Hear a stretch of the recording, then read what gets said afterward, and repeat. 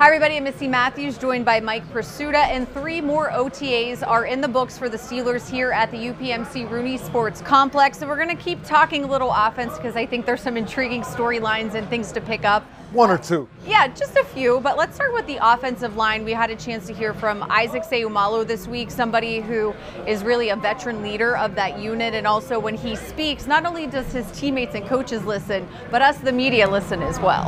Yeah, and that's a great way to frame what Seumalo had to say this week, because he doesn't do this stuff just to do it. When he has something to say, he agrees to talk, and he usually delivers. And this week, Missi, no exception. You know, a lot of the talk here during OTAs has been how well Russell Wilson and Justin Fields are leading the team. They're sharing the leadership. They're integrating themselves with their teammates. They're taking that front and center quarterback role. But Isaac Seumalo kind of turned it back on them, and I wrote this down so I wouldn't get it wrong. Okay. They're holding everybody accountable while we hold them accountable. At the end of the day, it's going to take somebody at that quarterback position to win a lot of games for us. And doesn't that, Missi, cut right to the chase? I mean, Wilson and Fields are here because the Steelers deemed the quarterback play last year inadequate. There's pressure not just to be the guy and be the leader, but to perform. And, you know, the quarterbacks, Justin Fields and Russell Wilson, took the whole O-line out to dinner, a nice steak dinner, I heard. Did you get the invite? Not only did I not get the invite, Dan Moore would not tell me what the final tab was. I was real curious. I'm guessing it was more than most of the cars I've purchased in my life. No doubt, maybe combined, but that's beside this point. Well, I got a nice one now. So. Okay, so you're good.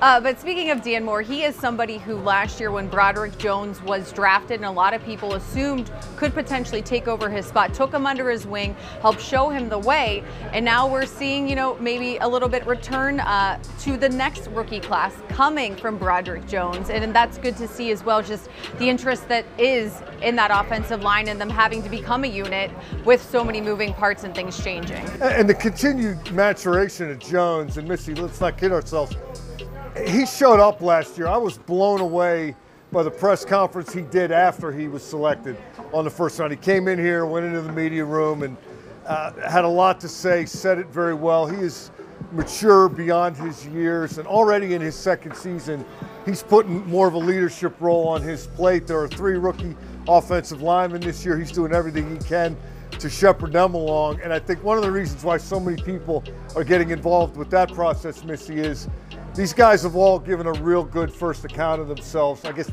technically rookie minicamp was the first account, but sure. They're showing these vets that they can get the information, they can retain the information, they can apply it to the field, they can move, they're athletic, they know how to use their hands. There is a lot of anticipation that these guys are all going to help this year in varying degrees. And as we said, sticking with offense, last week we talked a lot about the physicality that Arthur Smith, the new OC, wants to see from this unit, but accountability seemed to be the buzzword during week 2 of OTAs in terms of what the offensive staff is expecting from these guys. Yeah, and you know, you hear that word thrown around a lot, you hear urgency thrown around a lot, but one of the things I've heard multiple times, I'm sure you have too, they don't just want to be a better offense. Dan Moore was talking about that again this week. He said Arthur Smith has let them know he wants to be the best offense in the NFL. Calvin Austin III, wide receiver, he's talking about how you can feel the push is how he phrased it out here. The coaches and the players, yeah, they know it's OTAs. They know it's still May. They know they're not going to be perfect. But there's an emphasis, be as good as you can possibly be every day, because what they're shooting for is the top rung on the ladder. And I find that pretty interesting. And also for somebody like Pat Freiermuth to have an Arthur Smith type offense where, you know, tight ends are utilized not just often, but the different ways that he utilizes them. Exciting for him, somebody who is probably hoping to get a contract done before the season starts, potentially. Could be big for him, and maybe even just going back to that Cincinnati game last year in Cincy where we saw what he was able to do. Yeah, you know, he talked about what's going on here. He said it's almost a fresh start on the offensive side of the ball. I would argue with all the changes they've made, it is a fresh start. Fair. But I think Freiermuth is one guy in particular that can really benefit from everything that's happened between last season and this season in terms of the new players that have been brought in, the new coaches that have been brought in. I think Calvin Austin III might be one of those guys.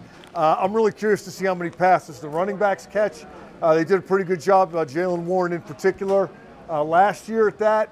And remember Darnell Washington and the guy with the sure do. Hard to forget. Catch radius that's 3 stories. He's kind of tall. I'm wondering if he gets involved in it somehow in the passing game element of it, because I think that is an undermined, underutilized resource that is waiting to be exploited.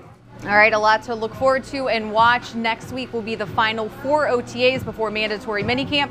We'll be bringing you all the coverage here on Steelers.com and the Steelers official mobile app. Thanks so much for joining us.